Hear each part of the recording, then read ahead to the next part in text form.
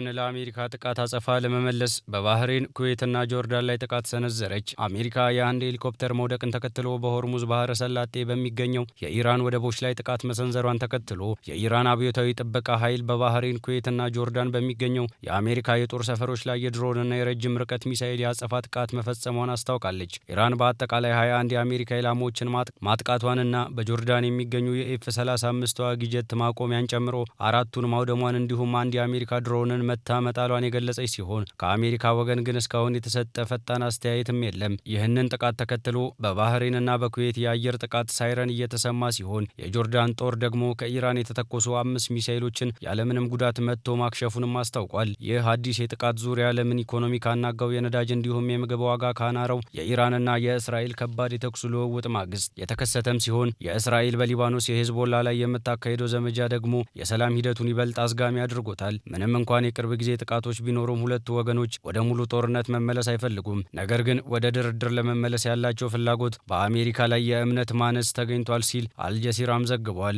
ቀውሱ የጀመረው የኢራን አብዮታዊ ጥበቃ የአንድ የአሜሪካን ሄሊኮፕተር በኢራን ጥቃት ድሮን በሆርሙዝ ስትሬት ላይ ወድቋል ሲል ባወጀ ጊዜም ነው። ከዚያም ፕሬዚዳንት ትራምፕ የአሜሪካን የራስ መከላከል ጥቃት በኢራን የአየር መከላከያ ራዳሮች ላይ እንዲሰነዘር ማዘዙ። በተራውም ደግሞ ሰኔ 10 የኢራን በዮርዳኖስ ኩዌትና ባህሬን በሚገኙ የአሜሪካ ወታደራዊ ተቋማት ላይ የሚሳኤልና የድሮን ጥቃቶችን አስጀምራለች። ይህ የኤፍ-35 ጀቶች በሚገኙበት በዮርዳኖስ የአዝራክ ጣቢያ ላይ ያሉትን የአሜሪካ ኤምኪው9 ራፐር ድሮኖችን እንደመታች ተናግራለች። የአሜሪካና የባህረ ሰላጤው አጋሮች እንደዘገቡት ሁሉም ማለት ይቻላል የኢራን ድሮኖችና ሚሳኤሎችም ተጠልፈዋል። ምንም አይነት የአሜሪካ ጉዳት ወይም ከፍተኛ ኪሳራም አልደረሰም። የጆርዳን የጦር ኃይሎች በአልአዝራቅ የአየር ጣቢያ ላይ ያነጣጠሩ 5 ሚሳኤሎችን መጥተው እንደጣሉ ሲናገሩ ኩዌትና ባህሬን የአየር መከላከያ መጠቀም እንደጀመሩ ሪፖርትም አድርገዋል። ኩዌት የጠላትን የአየር ኢላማ አቋርጣለች፣ ባህሬን ጥቃቶቿን አሸንፋለች የሚሉ መፈክሮች ተበራክተዋል ነው የተባለው። የኢራን የረጅም ርቀት ሚሳኤል የጦር መሳሪያ ዋና አካል ናቸው። በሰኔ 10 በተፈጸመው ጥቃት በዮርዳኖስ አልአዝራቅ ጣቢያ ላይ ባሉ 4 ቦታዎች የኤፍ-35 ጀቶችን ጨምሮ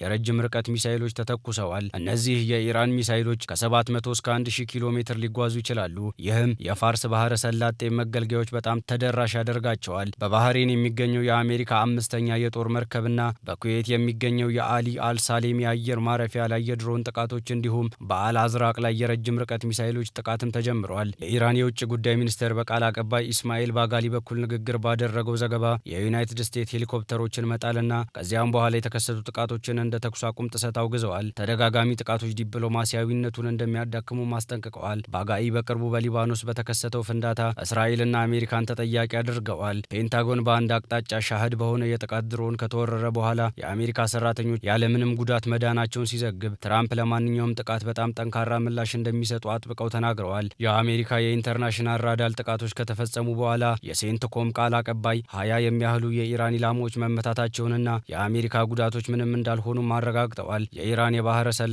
ጥቃቶችን ተከትሎ የአሜሪካ ባለስልጣናት ሚሳኤሎችንና ድሮኖችን ከሞላ ጎደል ተይዘዋልም ሲባል ፕሬዚዳንት ትራምፕ በዎል ስትሪት ጆርናል ቃል ምልልስ ላይ የሄሊኮፕተር ተኩሱን አቅልለውታል። እናም በኃይል ምላሽ ለመስጠት ቃል ቢገቡም ትልቅ ጉዳይ አይደለም ሲባልም ተደምጧል። የጆርዳን ጦር ኃይሎች ሰኔ 10 ላይ ከኢራን ወደ አልአዝራቅ የተወረወሩ 5 ሚሳኤሎችን ጠልፎ መጣሉንም አስታውቋል። ፍርስራሹም የሰው ጉዳት ወይም የቁሳቁስ ጉዳት አላስከተለም። ጆርዳን የአዝራቅ ሰፈሯን ዘግታ የአየር መከላከያን በአደጋው በንቃት እንዲጠብቁ ማስጠንቅቃለች። ሰኔ 10 ላይ ጠላት የሆነው የአየር ኢላማን እንዳያጋጥሟቸው አጭር መግለጫም አውጥታለች። ሰኔ 6 መጨረሻ ላይ ኩዌት በኢራን የተወረወሩ 7 የባሊስቲክ ሚሳኤሎችን በኩዌት አካባቢ የሚያልፉትንም እንደመታች ገልጻለች። ነገር ግን ምንም አይነት ጉዳት አልደረሰም። የባህሬን መንግስት የአየር መከላከያዎቿን የኢራን ጥቃቶች በአሜሪካ 5ኛ የጦር መርከብ ዋና መስሪያ ቤት ላይ ምንም ጉዳት እንዳያደርሱ እንዳስተጓጎሉም ዘግበዋል። ነገር ግን ባህሬን ሚሳኤሎችን እንዳቋረጠችና ምንም አይነት ጉዳት እንዳልደረሰም ተናግራለች። ኢራን በባህረ ሰላጤው ኢላማዎቿ ላይ ባለብዙ አቅጣጫ ጥቃትን ፈጽማለች።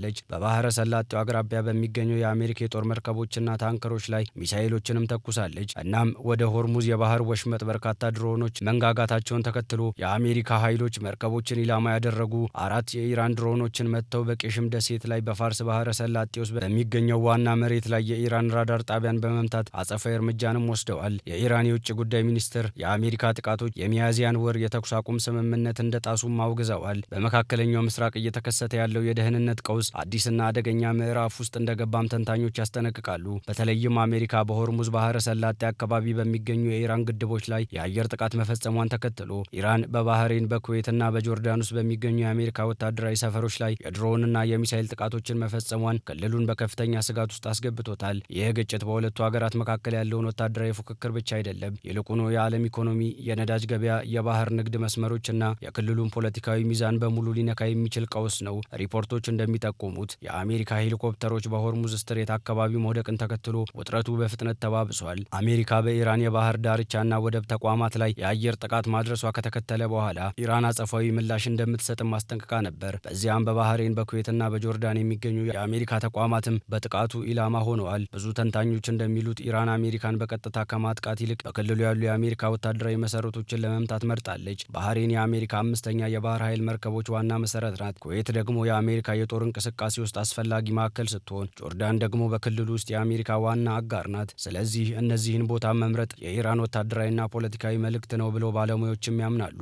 የሆርሙዝ ስትሬት የዓለምን ነዳጅ ንግድ በከፍተኛ ክፍል የሚያልፍበት የባህር መተላለፊያ ነው። በየቀኑ ሚሊዮን በርሜሎች ነዳጅ በዚህ መስመር ላይ ይጓጓዛሉ። በዚህ አካባቢ የሚፈጠረው ማንኛውም ጦርነት የነዳጅ ዋጋን በፍጥነት ሊያሳድግ ይችላል። ይህ ደግሞ በዓለም ዙሪያ የዋጋ ንረትን ሊያባብስም ይችላል። የወታደራዊ ትንታኔ ባለሙያዎች እንደሚሉት ኢራን የምትከተለው ስትራቴጂ ተመጣጣኝ አጸፋ የሚባል ነው። ይህም በቀጥታ ሙሉ ጦርነት ውስጥ ሳትገባ በአሜሪካ ግቦች ላይ ጫና ማሳደር ማለት ነው። ሌሎች ባለሙያዎች ግን የአጸፋ ጥቃቶች ሰንሰለት ከቀጠለ ግጭቱ ከቁጥጥር ውጭ ሊወጣ እንደሚችልም ያስጠነቅቃሉ።